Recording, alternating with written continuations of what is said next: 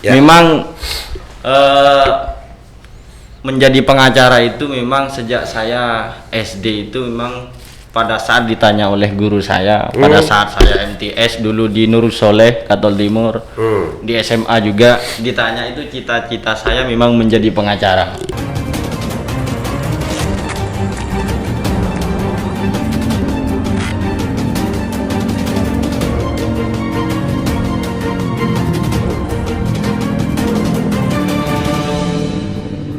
Assalamualaikum warahmatullahi wabarakatuh. Kembali berjumpa dengan saya Aliman Haris di acara Sanasan. Pemirsa, kita sekarang akan berbincang dengan salah satu aktor aktivis Kabupaten Bangkalan dan yang sekarang sudah tidak lagi menjadi aktivis tapi praktisi. Assalamualaikum, Dinda. Waalaikumsalam, Kanda. Gimana kabarnya, Dinda? Alhamdulillah baik Kanda, sehat. Kemarin saya melihat Dinda itu menjadi praktisi floris. Di sisi yang lain saya dengar Dinda menjadi praktisi hukum. Iya betul. Benar cerita ini. Betul Kanda, betul sekali. Saya sekarang tidak mau bicara tentang persoalan praktisi florisnya. Siap. Tapi Kanda. praktisi hukumnya ini yang pingin saya banyak tahu tentang masalah pengalaman Dinda dan bagaimana sebetulnya cerita. Kalau cerita aktivisnya banyak orang Bangkalan dan juga pemirsa sudah tahu, Dinda. Iya. Mantan ketua cabang PMI Kabupaten Bangkalan, mantan ada gerakan taktis Kabupaten Bangkalan ini juga dan lain sebagainya. Cerita tentang masalah di dunia praktisi hukum kepengacaraan itu gimana ceritanya, Dinda? Setelah selesai dari ketua cabang PMI Kabupaten Bangkalan.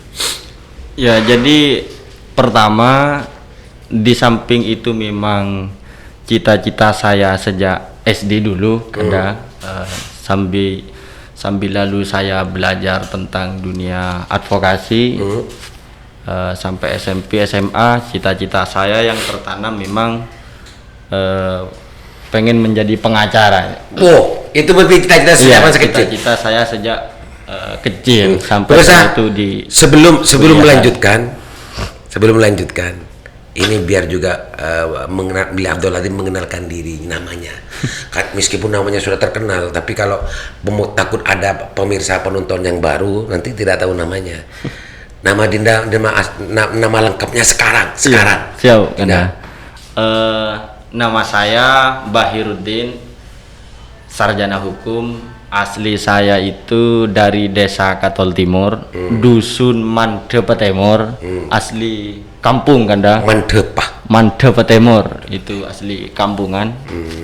Yang kebetulan hari ini tempat tinggal saya di Gria Utama. Dan lanjut di dunia ke cerita praktisi. tadi. Ya. Lanjut ke cerita tadi. Baik. Cita-cita dari sejak kecil. Iya.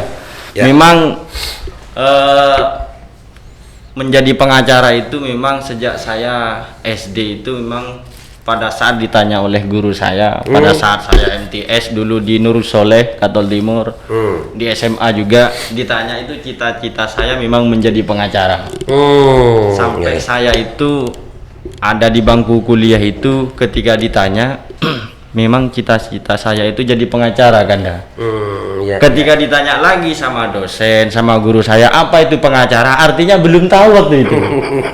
Yang penting pengacara itu yang pakai kalung putih. Oh, pakai kalung putih. Iya, itu yang setahu ya. saya dulu. Nah, akhirnya hari ini saya ternyata alhamdulillah juga ditakdirkan untuk berada di dalam dunia praktisi kepengacaraan. Iya, Kanda. Artinya dengan kata lain Allah memenuhi cita-cita masa kecilnya Dinda menjadi seorang pengacara. Betul. Meskipun pada sebelumnya itu cita-cita itu muncul tidak tahu makhluk apa itu pengacara. Betul. Ya. Tidak tahu sama sekali. Tapi itu konsisten saja ya dari masa kecil sampai kuliah. Iya, pengacara. Ternyata mungkin itu dinilai doa sama Allah. Oh, gini ya, Kanda. Meskipun awalnya kan belum terpikir pengacara itu apa gitu kan. Yang penting cita-cita pengacara sama dengan anak saya itu. Betul. Apa citanya? Ini polisi. Iya, betul. Apa mau jadi tentara gitu. Betul. Mereka kan cuma hanya sekedar keceplosan sebetulnya. Betul. Cerita ini sama nggak dengan cerita yang diceritakan oleh Dinda? Sama kayaknya. Sama ya? Tetap sama itu.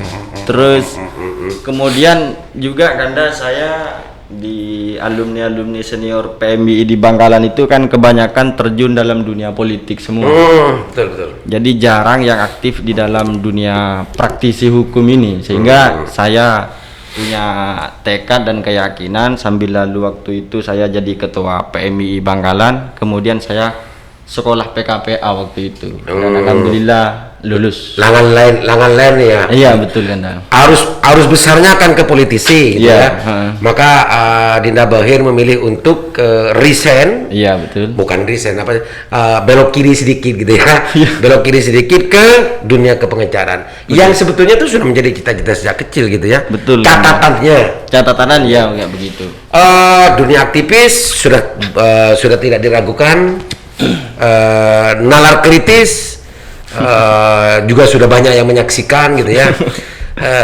Di dunia kepengacaraan ini sebetulnya tidak akan lepas dari bagaimana mengasah nalar kritis, nalar hukum dan peluang dan ruang segala macamnya, yang itu sebelumnya dipakai di dunia keaktivisan itu pasti pancet dipakai di dunia kepengacaraan. Iya betul Kanda, betul sekali. Sekarang Dinda Bahir sudah resmi tercatat di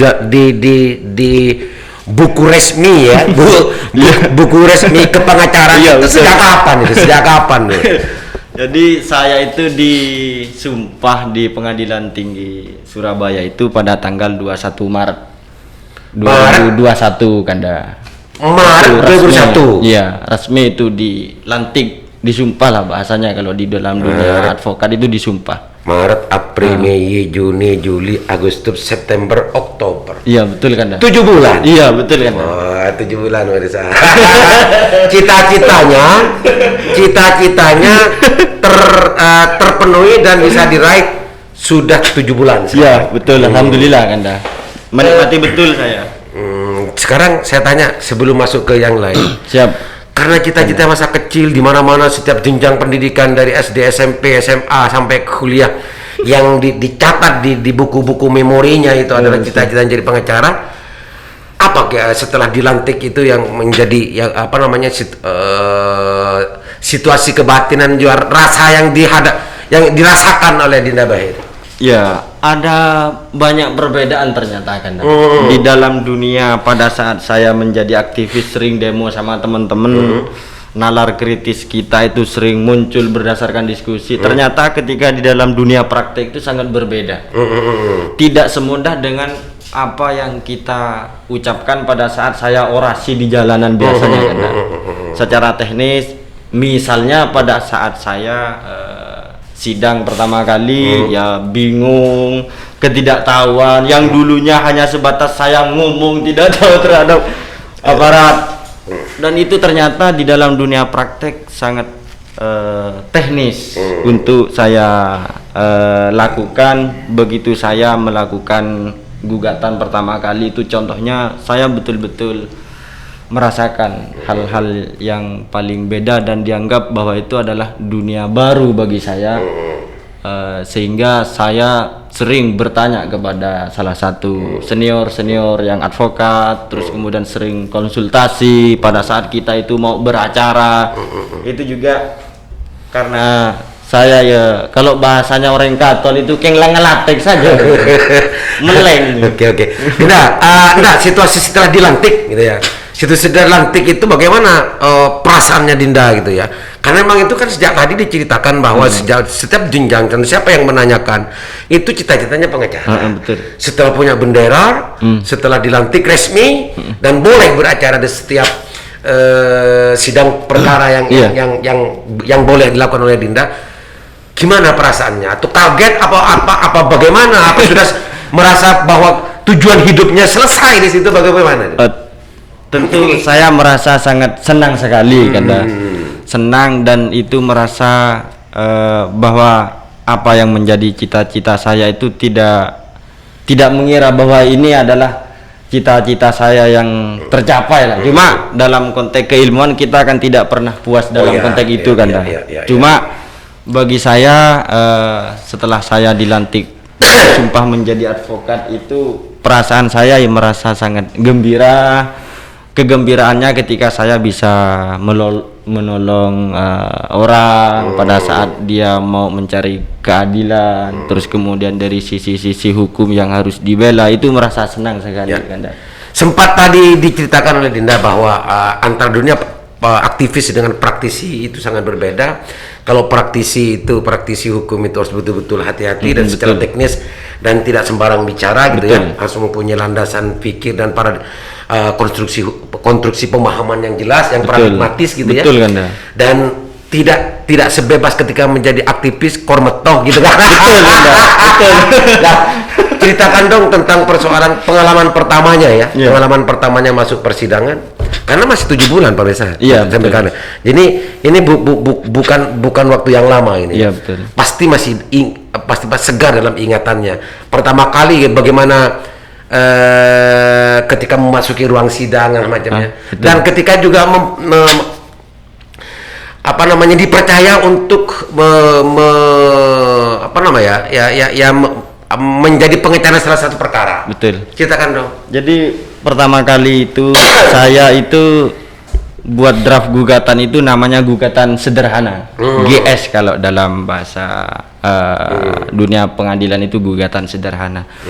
Jadi sebelum saya itu menerima melaksanakan perkara itu Kanda, rasa gemetar, terus kemudian keringetan pada saat masuk dalam ruang sidang itu kan sangat berbeda itu.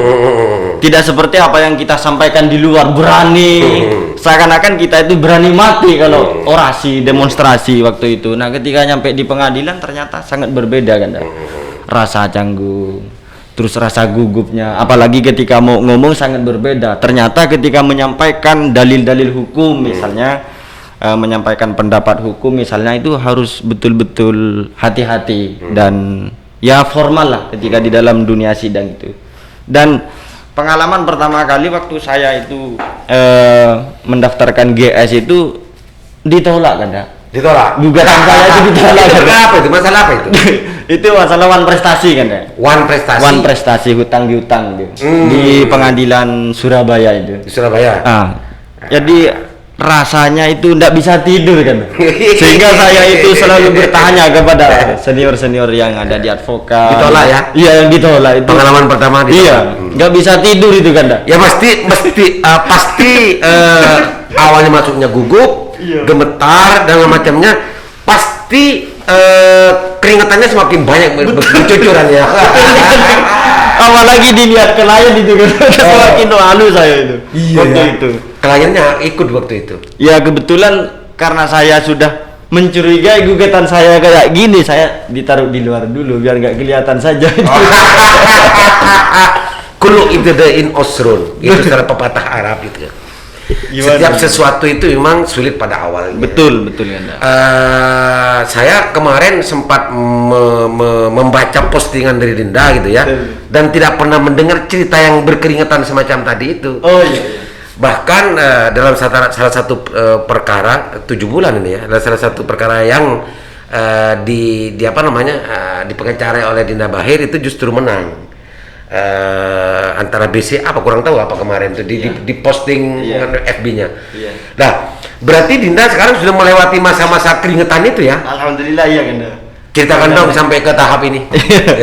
Jadi hasil dari saya yang konsultasi terhadap teman-teman sejawat saya, kemudian senior yang sudah berpengalaman. Kalau di Bangkalan itu saya dulu sama Mas Fahri, sama Mas Fahri Samsul, itu sekretaris di BC Peradi, itu yang selalu bawa saya. Nah, setelah melewati itu, alhamdulillah saya sudah mulai paham sedikit demi sedikit.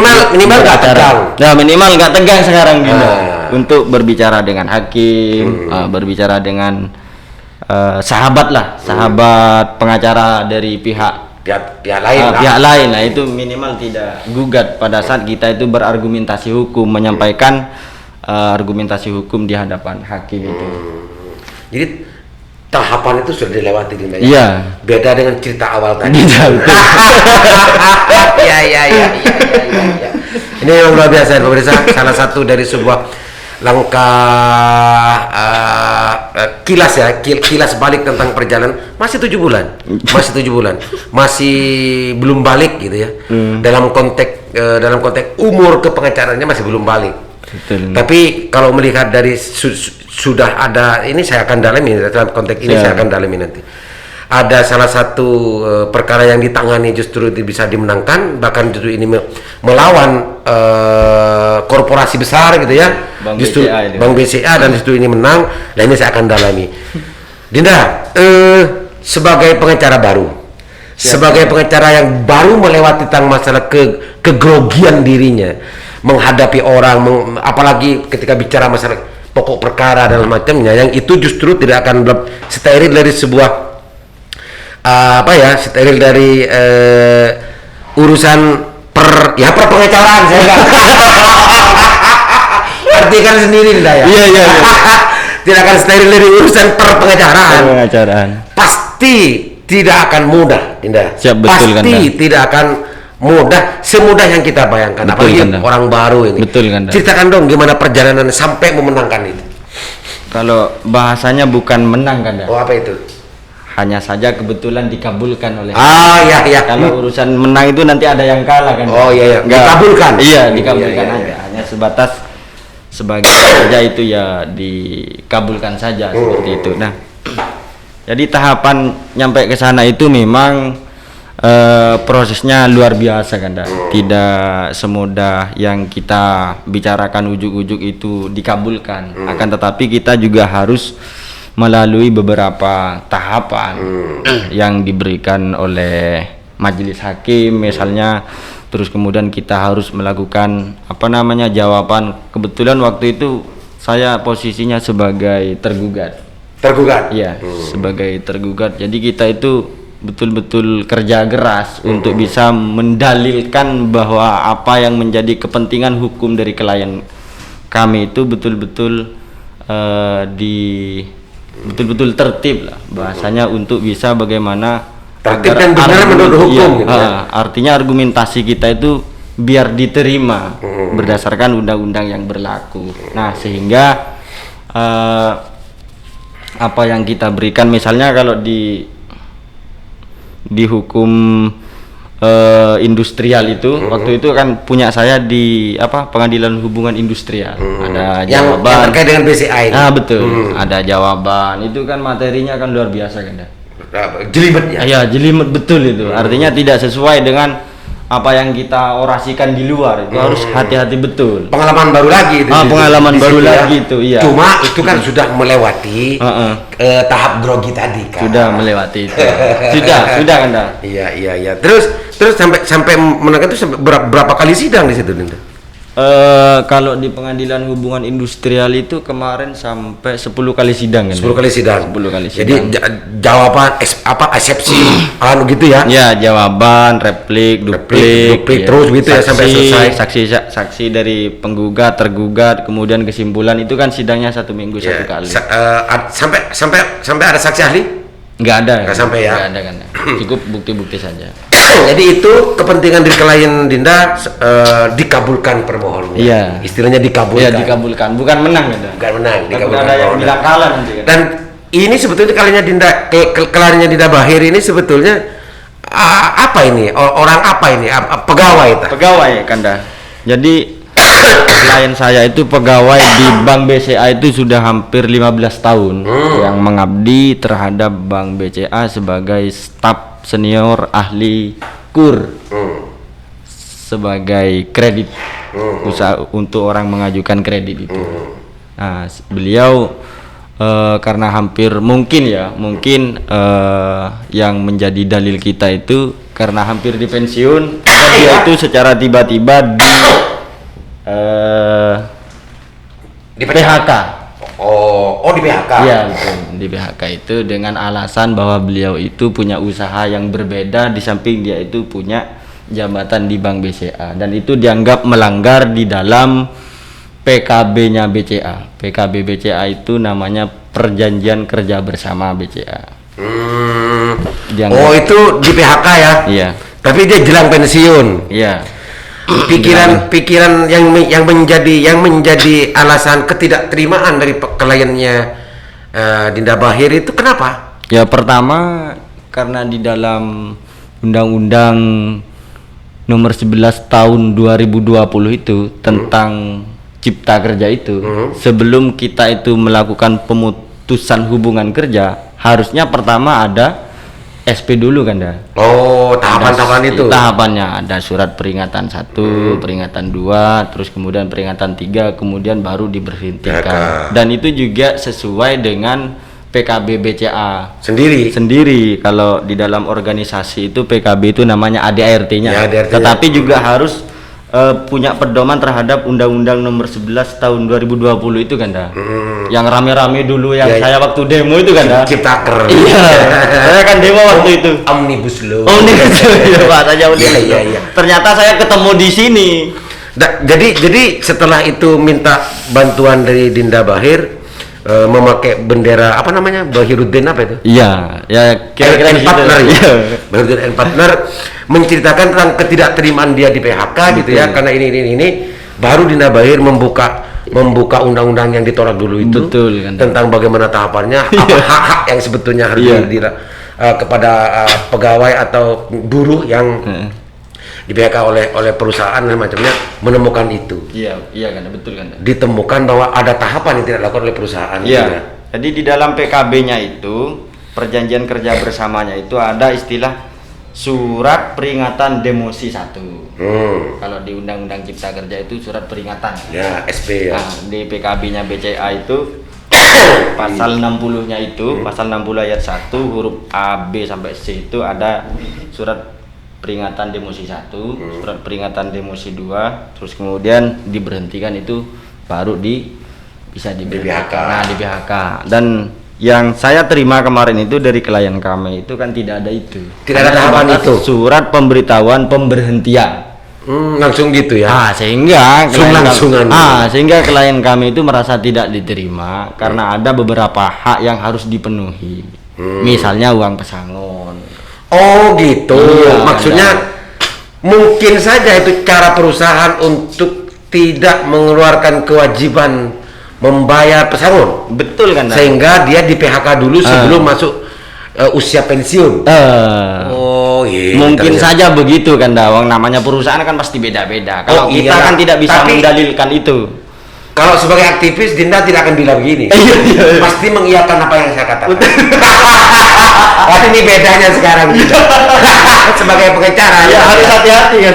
Jadi ini sebetulnya sesuatu yang jelas dalam pikiran dan nalar orang yang tidak terlalu cerdas, Dinda. Bagaimana perusahaan itu terlepas dari tanggung jawab karena kalau hanya satu. Iya. Kalau banyak gitu ya pekerjaan-pekerjaan yang masuk dalam usia pensiun dan untuk tidak membayar kewajiban pesangon dan macamnya itu bisa saja dilakukan itu biar itu secara hukum dianggap benar. Iya. Karena kalau dipecat atau di PHK berarti perusahaan tidak mempunyai kewajiban untuk membayar pesangonnya. Tapi kalau dia itu selesai pensiun dengan sendirinya, ada kewajiban kepada perusahaan untuk membangun pesangon. Betul kan? Ini menarik. Dan itu yang digugat ke pengadilan itu. Iya. Dan itu yang dimenangkan oleh yang dikabulkan kan, pada waktu itu dikabulkan sampai kalau nominalnya sekitar 241 waktu itu. 241 juta. Iya. Yang harus diterima oleh pihak karyawan ini. Kalau ini. Wong, kan? Ini porak semangka nyaman, Dinda. Kalau itu kan sudah hanya iya. Enggak, ini guyon. Tapi itu kalau beneran nggak apa-apa juga. Dan itu menarik, Dinda, menarik. Karena biasanya saya tidak, tapi biasanya sepanjang yang saya lihat, sepanjang yang saya dengar cerita dari rasan-kerasan, kalau melawan korporasi atau melawan penguasa, itu sulit, Dinda, untuk menang. Ya, sepanjang kita itu bisa mendalilkan dengan hukum yang baik kan, artinya kita itu harus bisa membuktikan apa yang kita dalilkan. Insya Allah hakim juga bisa mempertimbangkan itu. Ya. Insya Allah hakim bisa mempertimbangkan. Hakim karena memang ada di kewenangan hakim ya, Dinda. Betul kan, Gini, Dinda. Yang jelas dasar hukumnya itu ya harus jelas tuntutannya kayak apa, biar semua perusahaan itu tidak, kalau bahasanya Dinda itu abuse of power. Abuse of power. Abuse of gitu. power. Oh ya. Enggak, Dinda begini Dinda. Sepanjang yang sering saya dapatkan informasi, sepanjang yang sering dapat sandasan ketika menghadapi korporasi atau penguasa, dengan tidak membuang apa yang dikatakan oleh Dinda barusan itu normatifnya seperti itu Dinda, bahwa hakim punya kewenangan, hakim akan mempertimbangkan setiap jawaban, setiap argumentasi hukum oleh para pihak gitu yang terjadi. Itu normatif Dinda. Itu normatif. Tapi kenyataannya gitu ya. Kenyataannya banyak terjadi dari rasan kerasan. Pemirsa, ini urusan rasan kerasan, urusan hukum ya. Dari rasan kerasan sudah seperti itu menurut pemahaman dari salah satu pihaknya, sudah sesuai dengan konstruksi hukum, dan banyak terjadi hal macam itu justru masih dikalahkan. Ada juga yang cerita macam itu Dindaku. Maka saya tadi kenapa saya agak bukan takjub ya, agak heran gitu ya, agak heran kok bisa menang gitu, kok bisa menang, karena mohon maaf, ada banyak anggapan ya, meskipun saya takut juga kena ada banyak anggapan hukum itu bisa dipermainkan di situ. Hakim bisa menyiapkan, bahkan kalau nggak salah saya tangkap itu ada salah satu pendapat atau dari Pak Mahfud atau siapa kurang tahu, hakim atau penegak hukum bisa menyiapkan pasal untuk menjerat itu, bisa menyiapkan pasal untuk membebaskan itu, Dinda. Sama-sama berdasarkan hukum gitu. Ada loh yang bilang begitu. Dan biasanya hal semacam itu justru berpihak kepada orang yang kuat, korporasi atau penguasa. Dan itu kenapa saya tadi itu tanya Dinda. Kalau jawaban Dinda tadi itu sepanjang hakim sepanjang konstruksi hukumnya bisa kita bangun dan itu diterima oleh hakim, ya itu normatif. Normatif, iya. Itu normatifnya. Mungkin Dinda karena masih 7 tahun, 7 bulan, belum berjumpa dengan persoalan-persoalannya. Iya. Mudah-mudahan lagi berjumpa Dinda. Iya, mudah-mudahan tidak berjumpa dan bisa menjalankan amanah itu dengan normatif. Ya kalau ketemu kan kita juga layani gitu. Iyalah. Itu salah satu konsekuensi. Iya, konsekuensi dari profesi. Tidak, ini ada anggapan mungkin sependek 7 bulan itu ya. Tapi ini sering dan acap kali terjadi sebuah cerita dari cerita ke cerita gitu. Sebetulnya pengacara itu tidak perlu hebat, tidak perlu pintar, tidak perlu cerdas. Siap, Ganda. Ada orang yang bilang begitu, Dinda. Ada. Saya minta responnya ke sampean nanti. Pengacara itu tidak perlu pintar, tidak perlu cerdas, tidak perlu paham tentang sebuah persoalan hukum, tahu hukum sederhana saja, pas-pasan saja tidak masalah. Tapi yang harus dia dipunyai itu untuk bisa memenangkan atau bisa dikabulkan hakim namanya, dia harus punya koneksi dan relasi. Responnya Dinda. Ya, itu kurang satu kan, Di samping cerdas itu, di samping pintar itu kurang satu. Yang disebut dengan koneksi itu hanya satu, cerdik kan. Oh, cerdik. Cerdik atau licik? Kalau bukan licik kan, tapi cerdik. Iya, cerdik di situ. Tapi irisannya kan sedikit ya. Iya, sedikit. Jangan panjang-panjang dulu. Enggak, saya cuma minta respon satu kali. Habis ini selesai nih. Saya minta responnya dari cerita ini. Dari cerita ini gimana responnya? Ya memang koneksi itu sangat dibutuhkan kan. Misalnya kita itu butuh semacam administrasi pada saat kita itu mau beracara. Itu kan banyak sekali tahapannya pada saat kita itu mau mendaftarkan perkara misalnya. Itu memang dibutuhkan koneksivitas terhadap di dalam internal dunia pengadilan itu, karena kalau tidak punya koneksi kan ketika misalnya gugatan kita itu keliru kan harus minta petunjuk juga, Dinda. Misalnya ada administrasi yang harus kurang, nah itu yang harus kita butuhkan. Sehingga kalau misalnya kita itu ada beberapa administrasi yang keliru minta petunjuk, kemudian dari petugas itu biasanya dikasih petunjuk ini kekurangannya, itu yang dibutuhkan, Dinda. Sebatas itu ya? Iya. Saya tidak mau lanjut. Enggak usah. Terima kasih banyak. Oke. Dinda, silakan sampaikan apa yang ingin disampaikan kepada masyarakat terkait dengan urusan pertama sandasan dan juga terkait dengan urusan karena kalau pengacara tidak boleh Nggak boleh, Ginda. Nggak boleh. Saya ini Islamkan, sebetulnya nanti saya kena. ya saya ini sebetulnya hanya sekedar menggali pengalaman dunia keaktivisannya ketika itu sudah masuk ke dunia praktisi hukum, ternyata begitu ceritanya. Sebagai closing statement terkait dengan urusan pengalamannya Dinda selama 7 bulan terakhir. Dan silakan Dinda. Ya. Terima kasih Kanda. Mungkin apa yang menjadi pengalaman saya itu memang agak sangat sulit sekali ya untuk saya lalui, akan tetapi proses dan perjuangan itu kalau kita didasari dengan rasa takut dan malu, maka kita itu akan membuka peluang pintu kegagalan itu masuk terhadap kita.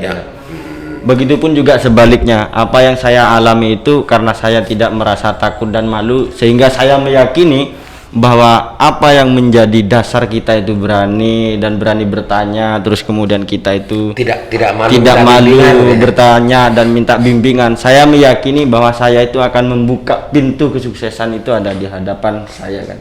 Oke. Saya kira itu ya, Kandaku. Mudah-mudahan bermanfaat apa yang kita perbincangkan sore hari ini, dan ini juga mudah-mudahan menginspirasi banyak teman-teman aktivis, menginspirasi banyak orang gitu ya. Bahwa kulu ibtidain usrun, setiap sesuatu itu memang mengawali sesuatu itu memang seringkali dan pasti mengalami kesulitan. Gitu ya. Kegrogian, ketakutan, kekhawatiran dan macamnya, terlebih apalagi urusan profesi, urusan yang di kamar-kamar saja kalau yang baru itu sulit. Apalagi profesi. Mudah-mudahan. Assalamualaikum warahmatullahi wabarakatuh.